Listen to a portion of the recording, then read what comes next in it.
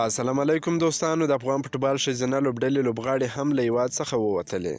د افغانستان فوټبال ښځینه لوبډلې لوبغاړې چې د جمهوریت د پریوتلو او د طالبانو په راتګ سره د لوبو له بندي سره مخ شوې وې له هیواد څخه بهر وایستل شوې. د فوټبال لوبغاړو لنډیوالې ټولنې پیپرو د یو اعلان پر اساس چې نن یې وکړ ویل کېږي چې د 15 کسانو په منځ کې چې استرالیا ته روان ول د افغانستان ښځینه فوټبال لوبغاړې هم ووتلې. دا په داسې حال کې ده چې په دې وروستیو کې له هیواد څخه ګڼ شمېر مشهور او مخکښ کسان په وتلو دي او دلته پاتې کېدل ورته خوندي نه احساسیږي. د افغانستان فوټبال ښځینه لوبډله په 2000 کال کې رامنځته شوه خو لوبې یې د جنګ او جګړو په سبب ډېرې کمرنګه وې. دغه راز د فدراسیون رئیس هم په غیر اخلاقي سره تورن شوی و.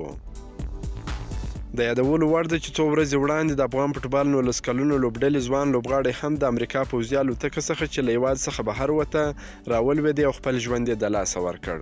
که مو دا ویډیو خوښه شوې ویډیو در سره لایک کړئ. که په دې چینل کې نوي یاست د چینل هم در سره سبسکرایب کړئ. د نور تازه معلوماتو لپاره هم زموږ سره اوسئ. تر بلې ویډیو پورې د الله په امان.